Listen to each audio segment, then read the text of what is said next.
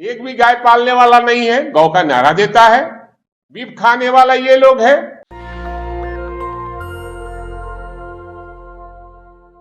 ये तस्वीर देखी आपने, इनका नाम है स्मृति ईरानी, केंद्रीय मंत्री हैं। वो बीफ वाला रेस्टोरेंट याद है गोवा का, आरटीआई से जानकारी मिली है कि जो बीफ वाला जो ये रेस्टोरेंट था ये स्मृति ईरानी के पति के नाम पर है। स्मृति ईरानी ने इनकार कर दिया था कि उनकी बेटी कोई रेस्टोरेंट चलाती है। बिहार के विधायक भाई वीरेंद्र ने एक वीडियो जारी किया जिसमें वो कह रहे हैं कि जो लोग गाय के नाम पर वोट मांग रहे हैं वो दरअसल कुत्ता पालते हैं और बड़े चाव से बीफ खाते हैं। सुनिए। एक भी गाय पालने वाला नहीं है, गौ का नारा देता है। बीफ खाने वाला ये लोग है। तो सुना आपने, स्मृति ईरानी का इससे सीधा सीधा कनेक्शन है। नमस्कार, मैं शंभू कुमार सिंह और आप देख रहे हैं नेशनल दस्तक। स्मृति ईरानी की बेटी बीफ बेचती है, बीफ खाती भी है। जो बार था जिसके लाइसेंस एक डेथ आदमी, मरे हुए आदमी के नाम पर लिया जा रहा था, जिसके बाद ये विवाद खड़ा हुआ था, उसमें आरटीआई लगा है। उसमें साफ हो गया है कि स्मृति ईरानी के पति के नाम पर वो रेस्टोरेंट है। अच्छी बात है, बिजनेस कर सकती हैं, लेकिन सवाल है कि गाय गोबर गौमूत्र के नाम पर राजनीति करने वाले लोग बीफ बेचते हैं और बीफ खाते हैं। आप सोचिए, कौन पालता है गाय, और गाय के बेचने पर पाबंदी किसने लगाई और उससे किसका नुकसान है। इस देश में 10 बड़े बीफ एक्सपोर्टर हैं जो सब के सब अपर कास्ट हिंदू हैं। नाम उन्होंने मुसलमानों वाला रखा हुआ है, अरबों खरबों का कारोबार है। एक ऋषि सुनक थे, नारायण मूर्ति के दामाद, इंग्लैंड के में प्रधानमंत्री के दावेदार, वो बीफ खाते हैं और वो प्रचार करते हैं, गाय माता की पूजा करते हैं। सुंदर पिचाई, सत्या नडेला, इंद्रानु, ये सब ऐसे कारोबार। इंद्रानु पेप्सिको की चेयरमैन है। कुलीन ब्राह्मणी, उनके कंपनी सबसे ज़्यादा बीफ बेचती है। क्या मजाक कर रहे हैं आप। पता कीजिए मैकडी का कौन है मालिक, भारत में फ्रेंचाइजी कौन है, केएफसी का फ्रेंचाइजी कौन है। इसलिए मैं कह रहा हूँ इनका सब बिजनेस है और राजनीति के नाम पर ये गाय का नाम लेते हैं। तो खैर, स्मृति ईरानी के पति हैं। किसी ने सही लिखा है कि एक पारसी से शादी करके स्मृति ईरानी कट्टर हिंदू बनी रहती हैं और एक पारसी से शादी करके इंदिरा गांधी मुसलमान हो जाती है। तो जिसके हाथ में मीडिया है उसका बोलबाला है। तो एक एक करके सारी खबरें बताऊंगा जो आपके लिए ज़रूरी है। सोचिए, कर्तव्य पथ नाम रखा गया है राजपथ का। प्रधानमंत्री ने कहा कि हमने गुलाम की प्रतीकों को खत्म कर दिया है। बड़ी अच्छी बात है, कितना अच्छा लगता है कान को सुनने में। सोचिए, किसी ने सच ही पूछा है, अखिलेश यादव ने रिट्वीट किया है कि अधिकार पथ कहाँ मिलेगा, अधिकार पथ भी बनवाइए। सोचिए, इंग्लैंड की महारानी एलिजाबेथ के निधन पर भारत ने एक दिन का राष्ट्रीय शोक रखा है। रखना भी चाहिए, सम्मान है, लेकिन सवाल है कि भारतीय रेल भी अंग्रेज लेकर आए थे, क्या इसको भी हटा देंगे, बेच देंगे। अंग्रेजों ने इस देश में पुल बनाए, ब्रिज बनाए, स्कूल बनाए, यूनिवर्सिटी बनाए। कौन लोग थे जो अंग्रेजों के साथ मुखबिरी करते थे, किनके बाप दादा थे जो उनकी चाकरी करते थे। इस देश में राजेंद्र प्रसाद सिंह की माने तो सबसे ज़्यादा लाखों फांसी पर बहुजन चढ़े हैं, लेकिन उनका कोई नाम लेवा नहीं है। लेकिन वही सुमित लिखते हैं, Sumit Chauhan the big editor, कि अगर अंग्रेज नहीं आते तो भारत में बहुजनों के लिए स्कूल नहीं खुलते। मनुस्मृति से देश चल रहा था। मैकाले ने इस देश में कानून बनाया। अंग्रेजों के कानून के बाद बाबा साहब के पिताजी को सरकारी नौकरी मिली और तब जाकर वो स्कूल कॉलेज पहुंच पाए। फूले ने कहा है कि धरती पर कोई भगवान है, अगर शूद्र और अछूतों के लिए तो वो अंग्रेज है, और यही बात लोहिया ने कहा था। तो ये सब भरम में मत रहिए। जब अंग्रेज थे तो कौन लोग उनके साथ थे, वही लोग जो आज आपको सर्टिफिकेट बांट रहे हैं राष्ट्रवादी होने का। उनका पूरा इतिहास बेदाग नहीं है, दागदार है। सावरकर की माफ़ी मांगने के बाद जगजाहिर है। वही उधम सिंह थे जिन्होंने जाके गोली मारी थी। शहीद भगत सिंह थे, चंद्रशेखर आज़ाद थे, सुभाष बाबू थे।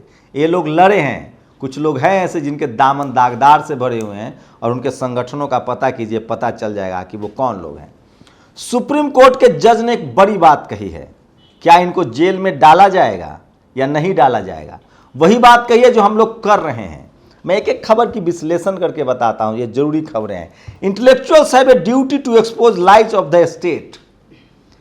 ये जस्टिस DY चंद्रचूड़ हैं, कोलिजियम सिस्टम से आए हैं, कुछ लोग बोलने भी लगते हैं, कथनी करनी में भी फर्क है, बोलेंगे कुछ करेंगे कुछ। ये कह रहे हैं कि जो ज्ञानी है, इंटेलेक्चुअल है, जो बौद्धिक है, उनकी जिम्मेदारी है कि सरकार जो झूठ बोल रही है उसको एक्सपोज किया जाए। आप सोचिए, कोई टीवी अखबार इस पर बहस करेगा? नहीं करेगा। जम्मू कश्मीर विश्वविद्यालय में एक शेड्यूल कास्ट के प्रोफेसर को हेड ऑफ डिपार्टमेंट बनना था। पहले उनको अड़काया गया, टरकाया गया, फिर सेक्सुअल हैरेसमेंट का केस दर्ज करवाया गया और अब उन्होंने सुसाइड कर लिया है। दिल्ली यूनिवर्सिटी में लगातार इस तरह की खबरें आती रहती हैं। सयोराज बेचैन जी को लंबे समय तक लटकाया गया ताकि वो एचओडी न बन पाए। और ये है वो पोस्ट, पारसी से शादी करके स्मृति ईरानी कट्टर हिंदू और पारसी से शादी करके इंदिरा गांधी मुसलमान हो गई थी। इसे कहते हैं संघी अफीम। मनोज तोमर ने ट्वीट किया है। और ये देखिए, तनिष्का यादव, ये वो बहुजन समाज की लड़कियां जिन्होंने टॉप किया है। आकाश आनंद ने इनको बधाई दी है, अखिलेश ने बधाई दी है, देश भर बधाई दे रहा है। आप सोचिए, अगर नीट में इंटरव्यू होता तो क्या होता? नीट में अगर इंटरव्यू होता तो तनिष्का यादव बिल्कुल टॉप नहीं करती, क्योंकि जाति इनकी आड़े आ जाती। मैं एक एग्जाम्पल दे रहा हूँ जेएनयू जैसे प्रोग्रेसिव संस्थाओं का। पहले वहाँ अब तो खैर हटा दिया गया, 70 नंबर का रिटेन होता था और 30 नंबर का वाइवा पीएचडी के लिए। 70 में अगर कोई SC ST OBC माइनॉरिटी का आदमी 65 नंबर ले आए रिटेन में, तो उसको इंटरव्यू में देंगे 4 नंबर। तो 65 और 4 कितना हुआ? 69। वो कभी टॉप नहीं करेगा। और वही जातिवादी, मनुवादी, ब्राह्मणवादियों को 70 में अगर 50 नंबर भी आया है तो उनको ये रिटेन इंटरव्यू में दे देंगे 29 नंबर। अब 50 और 29 कितना हुआ? 79। वो टॉप कर जाएगा। इसी को कहते हैं मेरिट का खेल। जब तक इंटरव्यू नहीं हटेगा, इस देश में जातिवाद बढ़ता रहेगा। वही दूसरी बड़ी खबर बता रहा हूँ, अखिलेश और आकाश में तू मैं जारी है। अखिलेश यादव गए थे मिलने आजमगढ़ में अपने पार्टी के नेता से जेल में। मायावती जी ने उसको लेकर टिप्पणी की थी कि समाजवादी पार्टी गुंडों के साथ है। रमाकांत यादव का कुछ मामला था। उसके बाद अखिलेश यादव ने भी पलटवार किया और बीएसपी को बीजेपी का करीबी बता दिया, आरएसएस का करीबी बता दिया। अब आकाश आनंद ने कुछ फोटो शेयर किए और कहा है कि कौन है करीबी और बीजेपी और आरएसएस का, ये इन तस्वीरों से पता चलता है। और अगर हम करीबी थे तो 2019 में गठबंधन में क्यों आए? मैं फिर कह रहा हूँ, इस तू मैं से लाभ नहीं होने वाला है, न सपा को न बसपा को। और दोनों के समर्थक चाहते हैं कि दोनों दल एक साथ आकर चुनाव लड़ें। ये तस्वीर देखिए, एससी वर्ग के लिए आरक्षित सीटों पर समान और ओबीसी वर्ग के व्यक्तियों को चयन जाने पर एससी वर्ग के व्यक्ति ने पुनर्विचार याचिका दायर की है। तो हर जगह इस तरह की बेईमानी हो रही है। और स्मृति ईरानी रो रोकर गोवा के जिस रेस्टोरेंट एंड बार को दूसरा का बता रही थी, एक आरटीआई से पता लगा है कि उसके मालकिन जुबिन ईरानी के पति हैं। और ये खबर देखिए, हम संघी प्रतिशोध नहीं सामाजिक।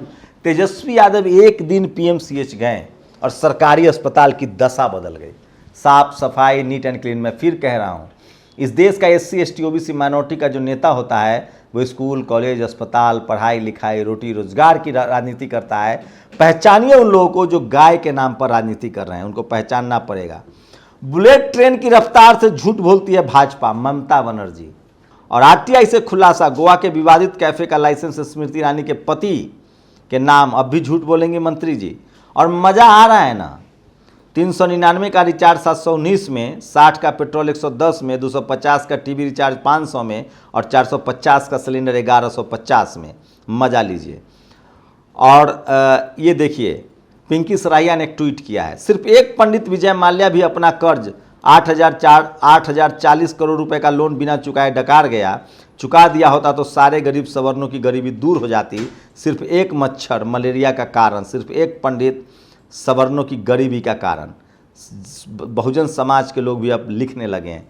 एक तो अद्भुत ट्वीट मेरे सामने आया है, समझिए।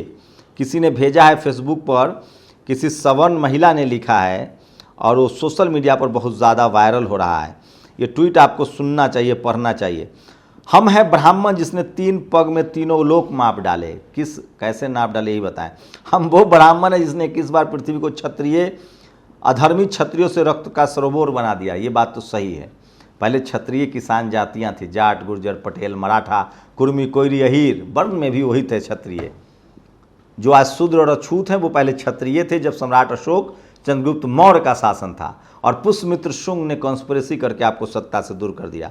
हम वो ब्राह्मण है जिनका देश की आज़ादी में 90% बलिदान रहा है। एकदम फर्जी और झूठ है। हम वो ब्राह्मण है जिसके यदुवंश का नाश किया। ये बिल्कुल सही है, बहुजनों का नाश इन्होंने किया है और ये फैक्ट है और बहुजनों को समझना चाहिए। और ये देखिए धरती को ठंडा कर रहे हैं, इसमें बड़े बड़े कर्मकांडी लोग हैं। 501 रुपये का दक्षिणा लेकर ग्रहों की चाल बदलने वाले हमारे ब्राह्मण योद्धा का अवतार लेने वाले ईश्वर, एक ज्योतिषी बस सड़क एक्सीडेंट, रोडवेज के एक्सीडेंट में मारा गया, उनको बेचारे को पतरा देख के जाना चाहिए था।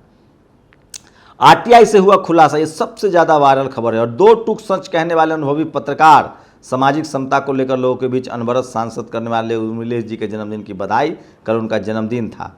और बेंगलुरु यूनिवर्सिटी में बन रहे मंदिर का लोग विरोध कर रहे हैं। तो सोशल मीडिया पर ये तमाम बड़ी खबरें हैं जो वायरल थी, जो मैं आपके लिए लेकर आया था। और इसलिए मैं कहता हूँ कि सोशल मीडिया ही सच्चा मीडिया है, सोशल मीडिया ही बहुजन मीडिया है। आप लोग अपनी प्रतिक्रिया जरूर दीजिए। वो खबरें हैं जो आपको कोई नहीं दिखाएगा, कोई नहीं बताएगा, क्योंकि इन खबरों को दिखाने और बताने के बाद आपका जेल जाने का डर रहता है।